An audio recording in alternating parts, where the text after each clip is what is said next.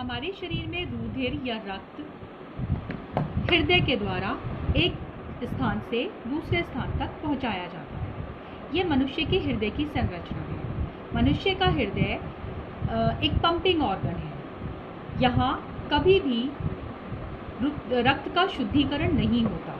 रक्त का शुद्धिकरण का अर्थ होता है ऑक्सीजन का निकल जाना, ऑक्सीजन का जुड़ जाना और कार्बन डाइऑक्साइड का निकल जाना।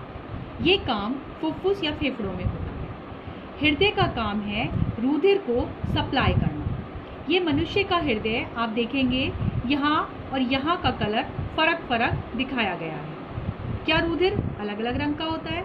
बिल्कुल नहीं। रुधिर का रंग लाल है। किसके कारण? हीमोग्लोबिन के कारण। जो हमारे हृदय का लेफ्ट वाला पोर्शन है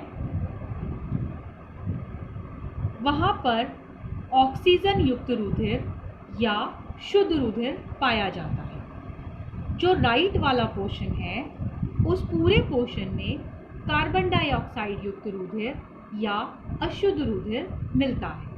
हृदय का काम है 2 बार रुधिर को ग्रहण करना और 2 बार रुधिर को सप्लाई करना। रुधिर का ग्रहण किया जाना और सप्लाई किया जाना, ये हृदय की क्रियाविधि के अंतर्गत हम पढ़ते हैं। अब ये शुद्ध रुधिर और ये अशुद्ध रुधिर कभी भी आपस में मिलते क्यों नहीं?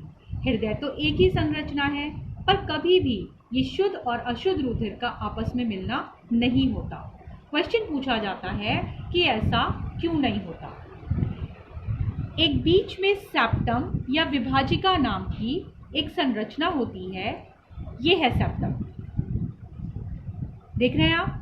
लेफ्ट पोर्शन और राइट पोर्शन पूरी तरीके से एक दूसरे से विभाजित रहते हैं। यही कारण है कि ये शुद्ध रुधिर यानी कि ऑक्सीजन जिसमें मिली है वो CO2 युक्त रुधिर से कभी भी मिलने नहीं पाता। अब सप्लाई कैसे होते?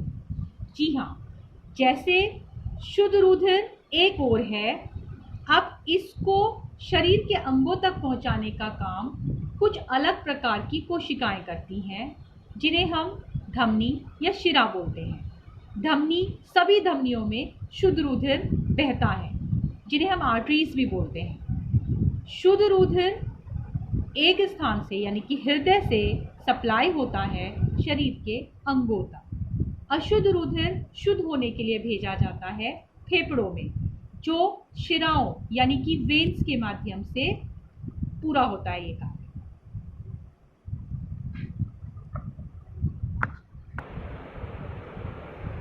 हृदय की क्रियाविधि या कार्यविधि, किस प्रकार से हमारा हृदय इस पूरे फंक्शन को कंप्लीट करता है, ये हम इस रेखा चित्र के माध्यम से सीखेंगे। हमारा हृदय 4 भागों में बटा होता है। इन भागों को हम वेश्म कहते हैं। 2 ऊपरी वेश्म है और 2 नीचे के वेश्म। ये 2 वॉल्व्स हैं और ये एक सेपरेशन है जिसे विभाजिका या सेप्टम कहते हैं, जो लेफ्ट और राइट पोर्शन को अलग अलग रखता है। जो अभी आपने सीखा कि हमारा शुद्ध या अशुद्ध रुधिर आपस में कभी भी मिलने नहीं पाता। ऊपरी दोनों भागों को हम आलिंद कहते हैं। बायां आलिंद, दायां आलिंद, लेफ्ट और राइट। निचले पार्ट बायां नीले और दायां नीले कहलाते हैं। यहाँ आप देख रहे हैं 1, 2, 3, 4, 5, 6 पॉइंट्स आप देख रहे हैं यहाँ पर। इस क्रियाविधि को समझना बहुत ही सरल है और 6 पॉइंट्स में इस पूरी क्रियाविधि को आप लिख सकते हैं। अगर आप इस डायग्राम को अच्छे से समझकर सीख लेते हैं, आपको ये 6 बिंदु याद करने की कोई आवश्यकता नहीं है। आप आराम से इसको लिख सकते हैं। ये जो एक बॉक्स बना है, इसे हृदय दिखाया गया है। लेफ्ट पोर्शन है जो रिसीव करता है, ग्रहण करता है फेफड़ों से शुद्ध रुधिर। शुद्ध किसे कहेंगे हम? जिसमें ऑक्सीजन मिली हुई है। फेफड़ों में ऑक्सीजन प्रवेश हुई थी। जब आपने श्वसन क्रिया पढ़ी थी तब आपने सीखा था कि श्वसन क्रिया के थ्रू हम ऑक्सीजन ग्रहण करते हैं जो फेफड़ों में पहुंचती है। अब ये ऑक्सीजन हमारे शरीर के अंगों तक पहुंचनी है। हमारे हर अंग को, हर कोशिका को ऑक्सीजन की आवश्यकता है। हर कोशिका के अंदर भोजन है, वही ऑक्सीजन जाकर उस भोजन का ऑक्सीकरण करेगी, बदले में CO2 उत्पन्न होगी, वो CO2 फिर से फेफड़ों में आएगी और बाहर निकाल दी जाएगी। अब ये पूरा प्रोसेस किस प्रकार से कंप्लीट होता है? कोई तरीका नहीं है कि फेफड़ों से सीधे अंगों में ऑक्सीजन पहुंच जाए या कार्बन डाइऑक्साइड सीधे फेफड़ों तक पहुंच जाए। प्रकृति ने, ईश्वर ने कुछ इस प्रकार की संरचना हमारे शरीर को दी है कि फेफड़ों से अंगों तक पहुंचाने के लिए बीच में हृदय का होना आवश्यक है। हृदय एक पंपिंग मशीन है, यहाँ से जो ऑक्सीजन युक्त रुधिर है वो बाएं आलिंद में प्रवेश करता है। ये पहला पॉइंट सीखेंगे। किसके थ्रू? फुफ्फुसीय शिरा के थ्रू। देखिए, सारी शिराओं में अशुद्ध रुधिर बहता है, केवल फुफ्फुसीय शिरा एक अपवाद है, एक एक्सेप्शन है, जिसे हम पल्मोनरी वेन बोलते हैं। ये फर्स्ट पॉइंट आप पढ़ रहे हैं कि ऑक्सीजन युक्त शुद्ध रुधिर फुफ्फुसीय शिरा के द्वारा हृदय के बाएं आलिंद में प्रवेश करता है। जब ये आलिंद पूरा भर जाता है रुधिर से, तो ये वॉल्व खुल जाता है, उससे पहले ये वॉल्व बंद होता है। सेकेंड पॉइंट, बाएं आलिंद से शुद्ध रुधिर बाएं निले में प्रवेश करता है।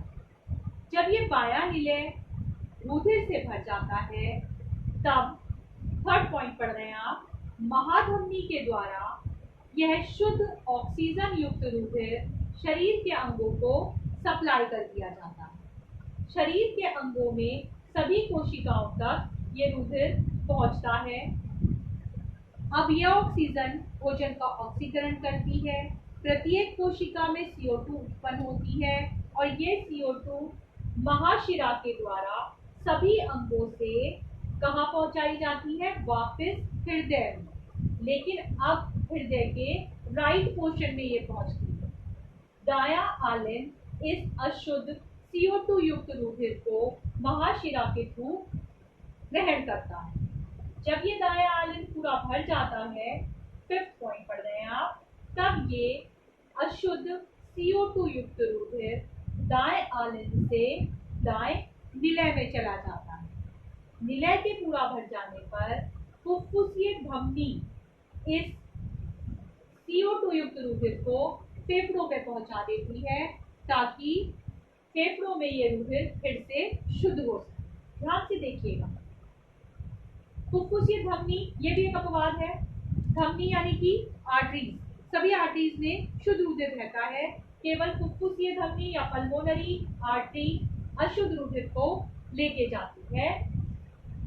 पूरे हृदय की संरचना में आलिंदों का काम है ग्रहण करना। बायां आलिंद शुद्ध रुधिर ग्रहण करता है, दायां आलिंद अशुद्ध रुधिर ग्रहण करता है। दोनों निलय का काम है सप्लाई करना। बायां निलय से रुधिर निकल रहा है, कहाँ पहुंच रहा है? शरीर के अंगों में। दाएं निलय से रुधिर निकल रहा है, ये रुधिर अशुद्ध है, इसको शुद्ध होना है, तो ये पहुंचाया जाता है फेफड़ों में।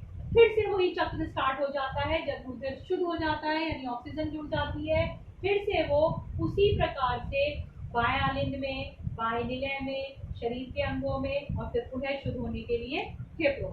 इस प्रकार से हृदय एक पंपिंग मशीन का कार्य करता है। 2 बार रुधिर ग्रहण किया जाता है, 2 बार रुधिर सप्लाई किया जाता है। यही कारण है कि मनुष्य के परिसंचरण तंत्र को हम दोहरा परिसंचरण तंत्र या डबल सर्कुलेशन कहते हैं। क्वेश्चन आता है, दोहरा परिसंचरण किसे कहते हैं? बहुत इंपॉर्टेंट क्वेश्चन है, बोर्ड में कई बार पूछा गया है। ध्यान से देखिए, 2 बार रिसीव होना, 2 बार सप्लाई होने के कारण ये जो पूरा परिसंचरण है, ये दोहरा परिसंचरण कहलाता है। आप इस प्रकार से ये सब जो क्रियाविधि है, इसको अच्छे से डायग्राम को सीखकर, समझकर आप सारे पॉइंट्स अपने आप से लिख सकते हैं। आपको याद करने की कोई आवश्यकता नहीं है। आप श्वसन और परिवहन के नोट्स लिख चुके हैं। अब आखिरी प्रोसेस बचता है उत्सर्जन, जिसको आप समझेंगे और उसके नोट्स आपको दिए जाएंगे।